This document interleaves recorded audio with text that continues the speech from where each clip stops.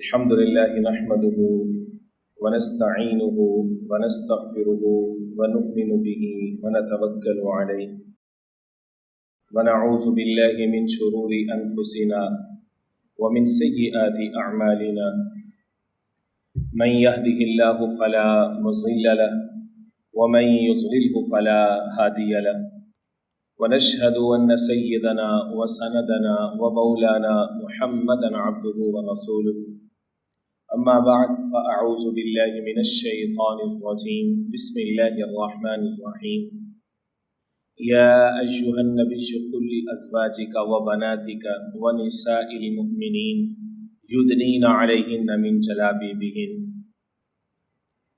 وقال الله تعالى إنما يريد الله ليذهب عنكم الرجس أهل البيت ويطهركم تطهيرا قال رسول الله صلى الله عليه وسلم إنما فاطمة بضعة مني يؤذيني ما أذاها أو كما قال عليه الصلاة والسلام صدق الله العظيم وصدق رسوله النبي الكريم ونحن على ذلك لمن الشاهدين والشاكرين والحمد لله رب العالمين مولاي صل وسلم دائما أبدا على حبيبك خير الخلق كلهم هو الحبيب الذي ترجى شفاعته لكل حول من الأهوال مقتحم. میرے انتہائی واجب الاحترام قابل صد احترام بزرگوں بھائیوں نوجوان ساتھیوں پردہ میں سماعت کرنے والی ماں اور بہنوں، آج عفیفہ کائنات سیدہ خاتون جنت حضور اکرم نبی رحمت سرور کونین سید الانبیاء والرسل خاتم المرسلین حضور پاک علیہ الصلاۃ والسلام کی لخت جگر نور نظر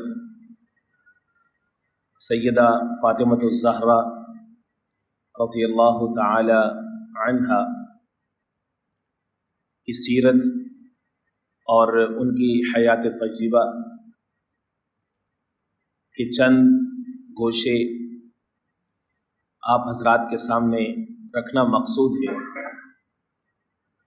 اور اس کا جو اولی مقصد ہے وہ یہ ہے کہ ہم مسلمانوں کی بچیاں، بہنیں، بیٹیاں، ہماری عزتیں ان کے سامنے بی بی پاک سیدہ فاطمۃ الزہرا خاتون جنت رضی اللہ تعالی عنہا کا اسوہ نور رکھا جائے، تاکہ ہمارے معاشرے کے اندر جو ایک فقدان نظر آتا ہے بچوں کی دینی تربیت کے حوالے سے، ہمارے سامنے ایک رول ماڈل آ جائے۔ بچوں کی تربیت کے اندر سب سے اہم اور سب سے بڑا جو کردار ہوتا ہے وہ ماں کا ہوتا ہے۔ آپ نے جیسا کلچر بنانا ہے، جیسی تہذیب بنانی ہے، جس طرح کی آپ نے نسل تیار کرنی ہے، اب ویسی مائیں بنا دیں۔ یہ صرف ہماری بات نہیں ہے، غیروں نے بھی اس بات کو مانا ہے۔ بڑے بڑے غیر مسلم لکھاری منبر رسول پاک علیہ الصلوۃ والسلام کی امانت کے طور پر ان کا نام لیتے ہوئے مجھے ذرا کچھ حیا آتی ہے۔ انہوں نے یہ لکھا ہے کہ تم مجھے اس طرح کی مائیں دے دو، ہم تمہیں ویسی نسلیں دے دیں۔ تو اہل مغرب نے سب سے پہلے عورت کے اندر وہ تبدیلی کی، جس طرح کی نسل، جس طرح کا کلچر ان کو چاہیے تھا۔ حیا کا تصور چھینا، چادر چھینی، پردہ چھینا، لباس چھینا، مختلف طرح کے نعرے دیے، روشن خیالی کا، مساوات کا، معاشی ترقی کا، فلاں فلاں خوشنما نعرے دیے۔ نتیجہ کیا نکلا؟ نتیجہ یہ نکلا کہ رشتہ داری ختم ہے، فیملی سسٹم ختم ہے، صرف ایک مرد اور ایک عورت کا آپس کا جنسی تعلق ہے، جس کے لیے وہاں پہ خاص اصطلاح بولی جاتی ہے۔ خطبہ جمعہ کا مقدس وقت مجھے وہ الفاظ بھی کہنے کی اجازت نہیں دیتا، بس یہ ٹوٹل ان کے ہاں رشتے کی ایک شکل بچ گئی، انتہائی سفلی، انتہائی جذباتی، انتہائی پور پیتھیٹک، اس طرح کی انہوں نے تہذیب ان کو چاہیے تھی وہ انہوں نے بنائی، اور اس کا آغاز انہوں نے عورت سے کیا۔ اب مسلمانوں کے لیے چیلنج یہ ہے کہ انہوں نے اپنی عورتوں کو رول ماڈل دینا یا دینا تھا جس میں سستی ہوئی، اور وہ ماڈل کیا ہے؟ سب سے پہلا ماڈل آقا کریم سید المرسلین خاتم المرسلین حضور پاک علیہ الصلوۃ والسلام کی ازواج مطہرات ہیں، ہماری مائیں ہیں، یا حضور پاک علیہ الصلوۃ والسلام کے صاحبزادے۔ چنانچہ سیدہ فاطمہ الزہرا خاتون جنت رضی اللہ تعالی عنہا و مختصر تعارف، آپ کی سیرت پاک، آپ کی خصوصیات، آپ کی حیات تجربہ، آپ کی عادات پاکیزہ وہ آپ احباب کے سامنے رکھتا ہوں۔ اللہ رب العزت نے قرآن مجید میں ارشاد فرمایا سورۃ الاحزاب کے اندر، انما یرید اللہ لیذھب عنکم الرجس اہل البیت ویطہرکم تطہیرا، کہ خدا یہ چاہتا ہے کہ وہ لیذھب عنکم الرجس، کہ وہ میرے اہل بیت سے ناپاکی کو، گندگی کو، گناہ کو ان سے دور کر۔ جب اللہ چاہے تو ان کو پاک کرے تو وہ کتنے پاک ہوں۔ لیذھب عنکم الرجس اہل البیت ویطہرکم تطہیرا، ایک ہے ناپاکی کو دور کرنا، یہ پہلا مرحلہ ہے۔ جیسے زمین کے اندر ہل چلاتے ہیں، اس کو نرم کرتے ہیں، کچھ بونے کے لیے، کچھ اگانے کے لیے، یہ پہلا مرحلہ ہوتا ہے، تاکہ گھاس پھوس کانٹے اس سے ہٹ جائے، جو بھی چیز کچھ اگانے کے راستے میں رکاوٹ بن سکتی ہے اس کو ہٹا دیا۔ پھر اس کے بعد اللہ نے آگے فرمایا وَيُطَهِّرَكُمْ تَطْهِيرًا، تطہیر یہ ایک عمل ہے، پاکیزگی، صفائی ستھرائی، اور پھر اس کی بھی سپرلیٹو ڈگری، خوب پاک کر دیا اللہ نے۔ تو حضور پاک علیہ الصلوۃ والسلام کے اہل بیت کے حوالے سے اللہ رب العزت نے ان کی طہارت کی، ان کی پاکیزگی کا خود قرآن مجید کے اندر اعلان فرمایا۔ متفق علیہ روایت ہے، ام المؤمنین سیدہ عائشہ طیبہ طاہرہ حمیرہ رضی اللہ تعالیٰ عنہ فرماتی ہیں، آقا کریم حضور پاک علیہ الصلوۃ والسلام گھر سے باہر تشریف لائے تو حضور پاک علیہ الصلوۃ والسلام کے اوپر ایک چادر تھی، اون کی چادر تھی، اس کے اندر کالی دھاریاں تھیں۔ تو فرمایا کہ جناب سیدنا حسن بن علی رضی اللہ تعالیٰ عنہ کو دیکھا تو حضور نے ان کو اپنی چادر میں لیا، فدخل معہ۔ جناب حسین رضی اللہ تعالیٰ عنہ کو دیکھا تو ان کو بھی اپنی چادر میں لیا، فدخل معہ، ان کو بھی اپنی چادر میں لے لیا۔ ثم جاءت فاطمہ، حضور نے تشریف رکھی تو فرمایا کہ ان کی والدہ محترمہ سیدہ فاطمہ الزہرا وہ آئیں، فادخلها، حضور پاک علیہ السلام نے ان کو بھی اپنے چادر کے اندر لپیٹ لیا۔ ثم جاء علی، پھر سیدنا علی بن ابی طالب رضی اللہ تعالیٰ عنہ آئے، فادخلہ، ان کو بھی داخل فرمایا۔ اب چادر کے اندر جب یہ سب لوگ آ گئے تو اس کے بعد حضور پاک علیہ السلام نے یہ آیت پڑھی، انما یرید اللہ لیذھب عنکم الرجس اہل البیت ویطہرکم تطہیرا، یہ ردائے تطہیر ہے، یہ پاکیزگی کی چادر ہے۔ حضور پاک علیہ السلام نے اس وقت یہ جو آیت پڑھی ہے یہ اس بات پر دلالت کرتی ہے کہ اللہ رب العزت نے حضور کے گھرانے کو پاک فرما دیا۔ سیدہ فاطمہ الزہرا رضی اللہ تعالیٰ عنہ کے ساتھ حضور کا جو پیار تھا وہ نرالا تھا۔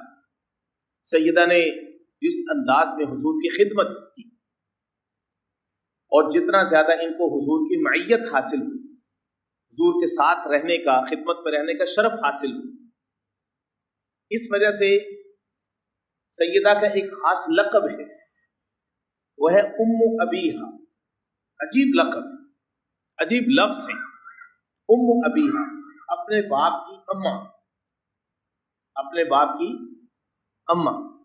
کیا مطلب کہ اپنے باپ کی خدمت انہوں نے اس طرح سے کی جس طرح ماں اپنے بچے کی خدمت کرتی، یا انہوں نے اپنے باپ سے پیار اس انداز میں کیا جس طرح ماں اپنے بچے کے ساتھ کرتی۔ اس وجہ سے ان کو کہا جاتا ام ابیہا۔ حضور کی باقی جو صاحبزادیاں ہیں، سیدہ رقیہ، سیدہ ام کلثوم، سیدہ زینب، حضور پاک علیہ السلام جو کہ ان کی ارلی ایج میں، ابتدائی عمر میں ان کی شادیاں ہوئیں، لیکن چھوٹی بیٹی سے حضور نے سب سے زیادہ پیار کیا اور رہی بھی زیادہ وقت بھی حضور کے ساتھ ان کا گزرا، اور سیدنا علی اور مرتضیٰ کے ساتھ شادی ہوئی تو گویا کہ اپنے گھر میں ہی رکھا ان کو۔ اس لیے ان کے ساتھ حضور کا پیار کا، محبت کا ایک عجیب عالم تھا۔ سیدہ فاطمہ الزہرا آتی، حضور کسی مجلس میں ہوتے تو حضور اپنی نشست سے اٹھتے، اپنی صاحبزادی کا استقبال کرتے، ان کو مجلس کا حصہ بناتے اور ان کو اپنی جگہ پہ بٹھاتے۔ اور یہی انداز بالکل سیدہ فاطمہ الزہرا رضی اللہ تعالیٰ عنہ کا، گھر میں ہوتی، ابا جان آتے تو سیدہ اٹھتی، اپنے ابا حضور کا استقبال کرتی، ہاتھوں کو چومتی، پیشانی پہ بوسہ دیتی اور ان کو لا کے اپنی جگہ پہ بٹھاتی۔ بیٹیاں بڑی پیاری ہوتی۔ حضور نے یہ جو اگزامپل سیٹ کیا نا، یہ جو رول ماڈل سیٹ کیا، امیجن کیجئے کہ یہ کس معاشرے کے سامنے یہ مثال رکھا ہے۔ یہ سوچنے کی بات، وہ معاشرہ وہ ہے کہ جہاں پہ بیٹی کو زندہ درگور کیا جاتا ہے، جہاں پر بیٹی کو بوجھ سمجھا جاتا ہے کہ اس کا کل کو کسی اور کے گھر میں اس کو بیاہ کے دینا پڑے گا اور ان لوگوں کے سامنے ہماری نظریں جھکیں گی، تو یہ ہماری غیرت کے خلاف۔ انہوں نے عجیب سا غیرت کا کانسیپٹ سیٹ کیا ہوا، بیٹیوں کو زندہ درگور کرنا۔ اس معاشرے میں رحمتوں والے نبی نے، نبیوں کے سردار نے لوگوں کے سامنے یہ مثال سیٹ کی کہ بیٹیاں عزت کے قابل ہیں، یہ شفقت کے قابل ہیں، یہ محبت کے قابل ہیں، یہ تمہاری دنیا اور آخرت میں رحمت کا سبب ہے۔ ان کی عزت کرو گے تو خدا تمہارے گھروں میں رحمتیں اور برکتیں اتارے گا۔ آنے والے رزق کی پرواہ کرنے کی ضرورت نہیں ہے کہ ان کے لیے کہاں سے کما کے لاؤ۔ وہ جو دینے والی ذات ہے، جس نے اولاد دی ہے، وہ ان کے حصے کا رزق تمہیں دے گا اور کئی گنا بڑھا چڑھا کر کے دے گا۔ تم اللہ کے فیصلے پر راضی تو ہو۔ ہمارے آج کے جدید معاشرے میں کئی سارے لوگ وہی زمانے جاہلیت والی بات، بیٹی کے پیدا ہونے پہ ناراض ہو جاتے ہیں، کیونکہ اللہ رب العزت نے خدمت ایسی دی ہے کہ لوگ شرعی مسائل کے لیے آتے ہیں، استفسار کرتے ہیں، پوچھتے ہیں۔ یقین مانے کہ کئی سارے گھروں میں طلاق تک نوبت چلی جاتی ہے، جو عورت مسلسل بیٹیوں کو پیدا کرتی، جنم دیتی، تو اس کا کیا قصور ہے اس بیچاری؟ خدا قرآن میں یہ کہتے ہیں کہ یہ میری مرضی ہے، للہ ملک السماوات والارض، سورہ شورى اٹھائیے پارہ نمبر 25۔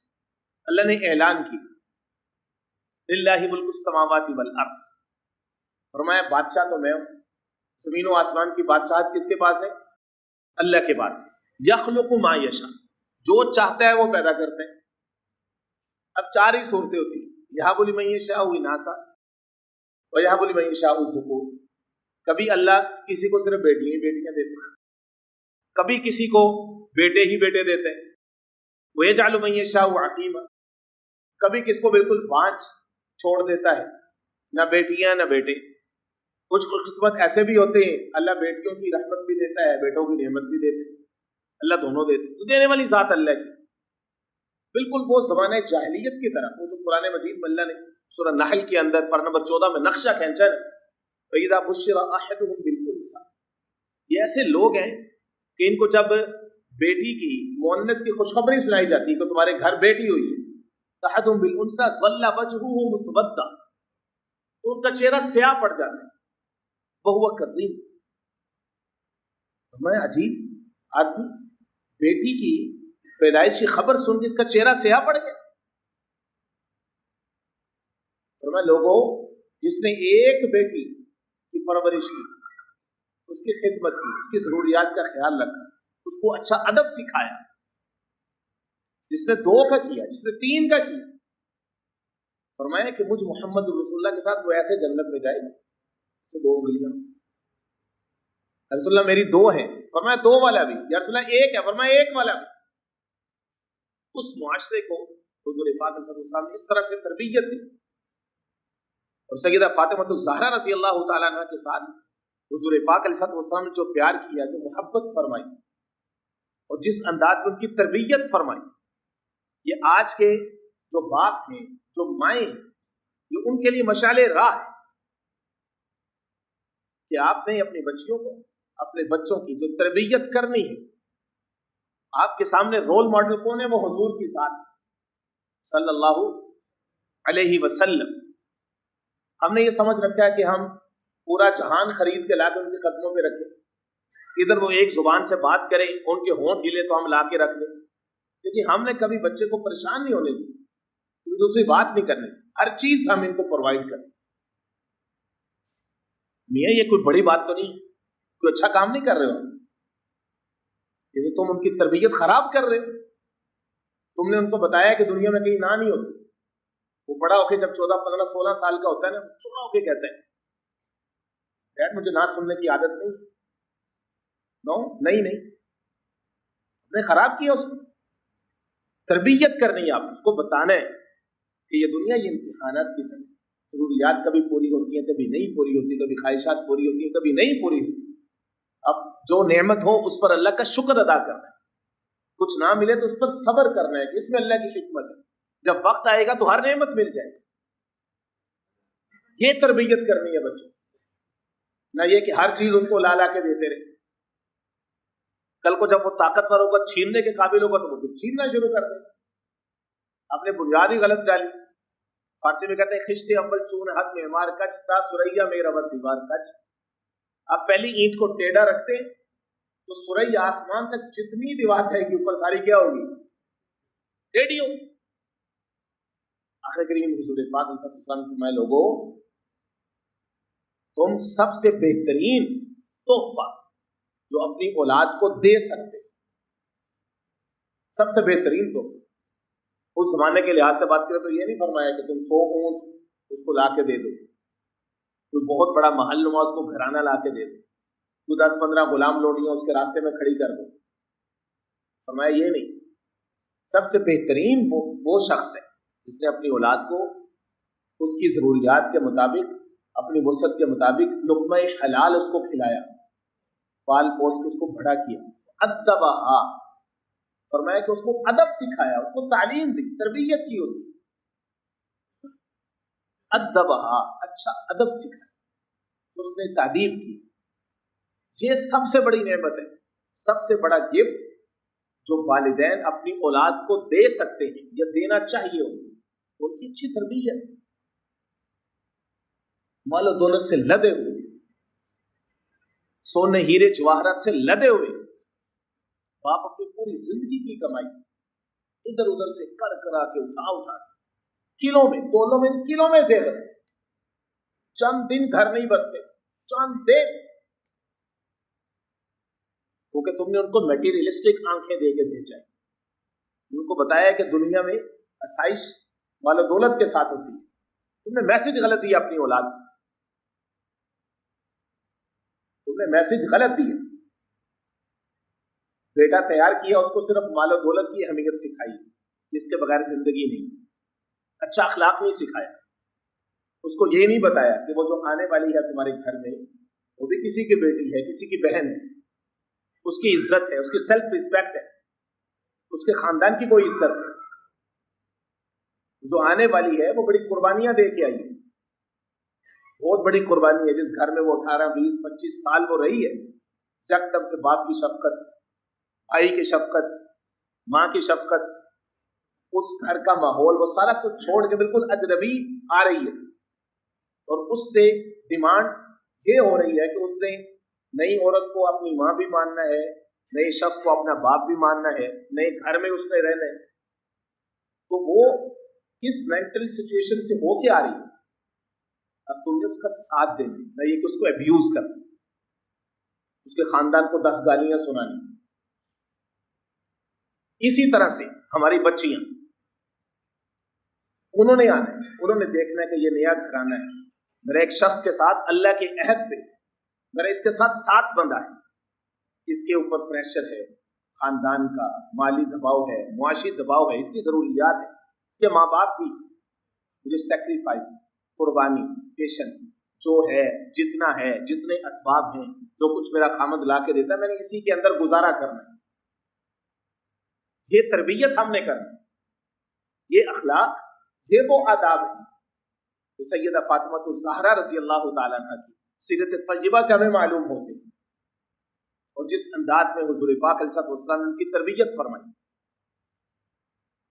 سیدہ خود سے چکی پیستی تھی، ہاتھوں کے اوپر گٹے، پانی کھینچ کے لاتی تھی، وہ جو مشق گلے میں ڈالنی ہوتی تھی، اس رسی پھرنے کی وجہ سے گردن کے اوپر نشانات. سیدنا علی المرتضیٰ شیر خدا رضی اللہ تعالیٰ نے متوجہ کیا کہ ابا حضور کے پاس غلام آئے ہیں، آپ جاؤ گی تو ابا جان سے کچھ ریکویسٹ کرو، ہو سکتا ہے نہ بھی کرنی پڑے تو وہ خود ہی سمجھ کے دے دیں گے. سیدہ آئیں، کچھ لوگ موجود تھے، سیدہ چلی گئی، ہمت نہیں پڑی، واپس گئی. حضور پاک علیہ السلام رات کو جب رخ فرمایا، بیٹی کے پاس گئے تو دیکھا کہ وہ ایک بستر میں ہے، حضور درمیان میں جا کے بیٹھے، ایک طرف جناب سیدنا علی المرتضیٰ ہیں، ایک طرف سیدہ ہیں.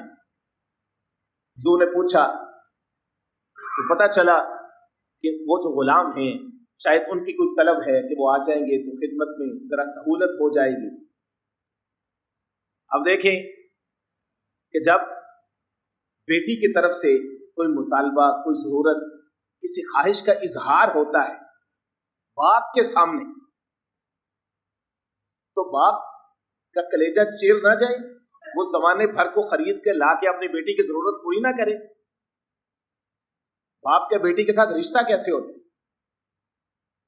کتنی حیادار اور وفادار بیٹیاں ہوتی، کیسا اللہ نے محبت کا رشتہ جوڑا ہے.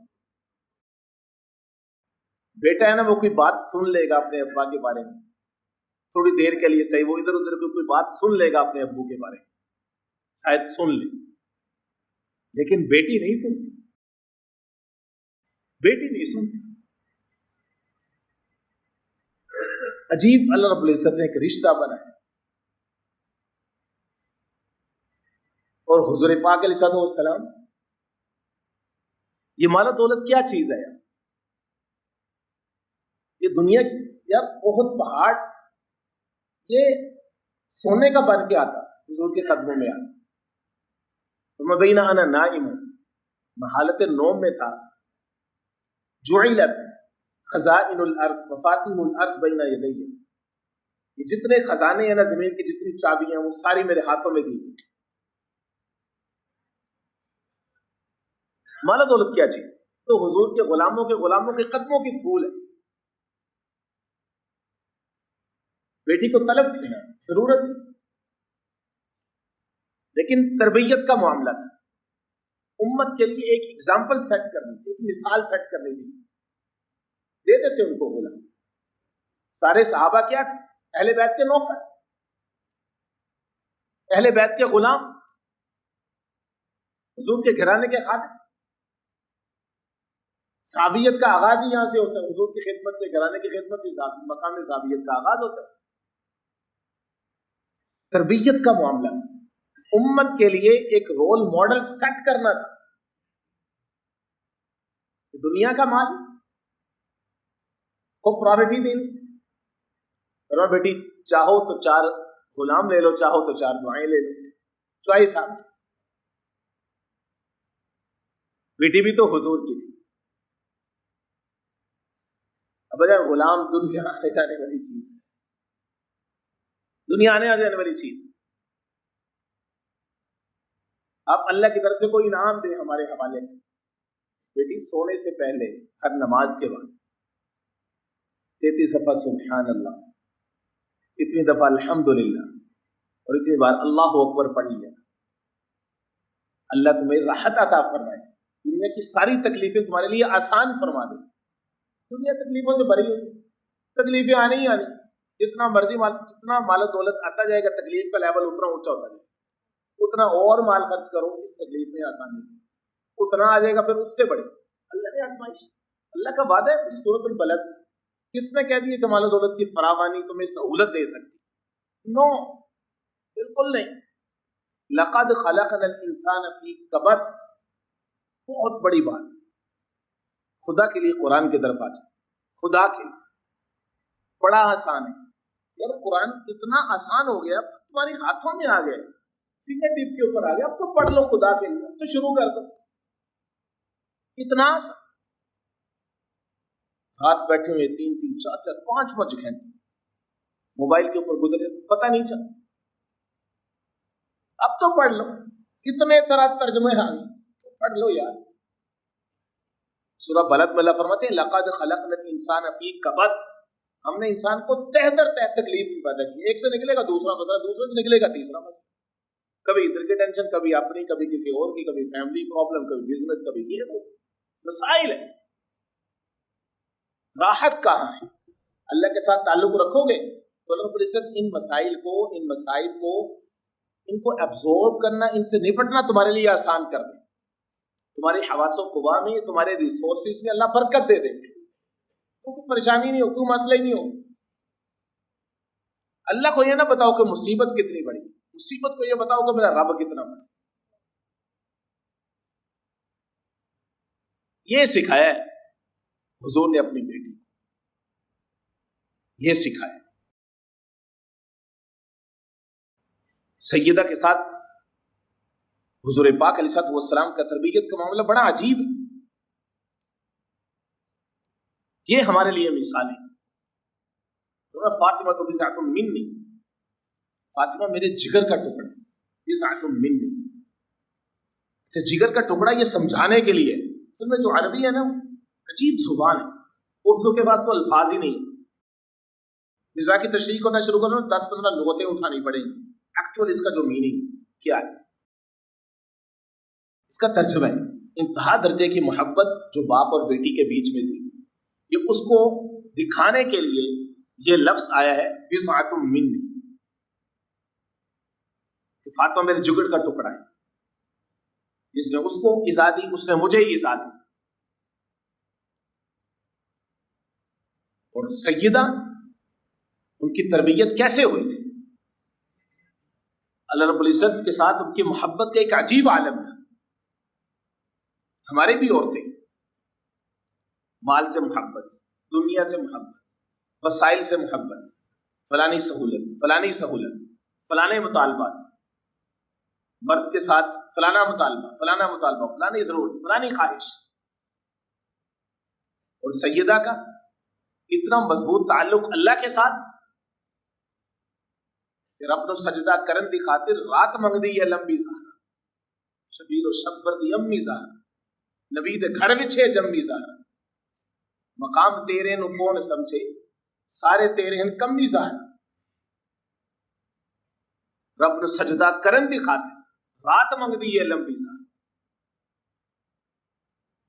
کیوں؟ کیونکہ ابا کی نماز ایسی شاندار تھی، اتنی لمبی تھی۔ اما جان سیدہ عائشہ فرماتی ہیں کہ حضور پاک علیہ السلام کی نماز کیسی تھی؟ فرمایا کہ اتنا لمبا قیام ہوتا تھا، لگتا تھا کہ کبھی رکوع نہیں فرمائیں گے، رکوع میں جاتے تھے تو اتنا لمبا ہوتا تھا، لگتا تھا کہ کبھی مجھ سے اٹھیں گے نہیں۔ لمبے قیام کی وجہ سے تبرمت قدماہ، قدم مبارک سوج جایا کرتے، اور یہی انداز بالکل وہ سیدہ فاطمہ الزہرا کا تھا رضی اللہ تعالیٰ عنہ، اور وہ ہر چیز میں ابا جان کی کاپی کرتی تھی۔ عائشہ فرماتی ہے کہ ان کا چلنے کا انداز بالکل اپنے والد جیسا تھا، بالکل حضور کی طرح، جو چال تھی جب تک وہ ہمارے قریب نہیں آتے تھے ہمیں پتہ نہیں چلتا تھا کہ فاطمہ آ رہی ہے کہ حضور آ رہے۔ ان کا گفتار کا انداز، بول چال کا انداز بالکل ابا حضور کی طرح۔ میرے دوستو، سیدہ فاطمہ الزہرا رضی اللہ تعالیٰ عنہ کی حیات تجربہ، یہ آج کی جو ہماری بچیاں ہیں، بیٹیاں ہیں، بہنیں ہیں، بطور بیوی، بطور بہن، بطور والدہ، ان سب کے لیے مشعل راہ ہے کہ ایک عورت اس کی حیا، اس کی وفا، اس کی اطاعت شعاری، اس کی خدمت، خاندان کے لیے اس کی قربانی، یہ وہ بنیادی اوصاف ہیں جو ایک عورت کا گہنا ہوتے ہیں، اور سیدہ فاطمہ الزہرا اس کی پرائم ایگزامپل ہے۔ فرمایا کہ سب سے بہترین بیوی وہ ہے کہ جب اس کا خامد اس کو دیکھے تو وہ خوش ہو اور اس کے مال میں خیانت نہ کرے۔ حافظات للغیب بما حفظ اللہ، اس کی عدم موجودگی میں اس کے بستر کی حفاظت کرے۔ یہ وفا شعاری، یہ خدمت، یہ دیانتداری، یہ ہم نے اپنی بچیوں کو سکھانا ہے کہ خاندان یا اسلامی معاشرہ پروان چڑھانے کے لیے سب سے بنیادی کردار عورت کا، عورت کبھی حوا، کبھی مریم، کبھی زہرا، عورت نے ہی ہر دور میں قوموں کو سنوارا۔ عورت کا کردار اچھا ہوگا، باحیا ہوگی، باوفا ہوگی، وفا شعار ہوگی، اچھی تربیت اس کی ہوگی، تو پوری کی پوری نسل ٹرانسفارم ہو جائے، پورا معاشرہ ٹھیک ہو جائے۔ اللہ بڑی سمیع نصیب فرمائے۔ وما علینا الا البلاغ۔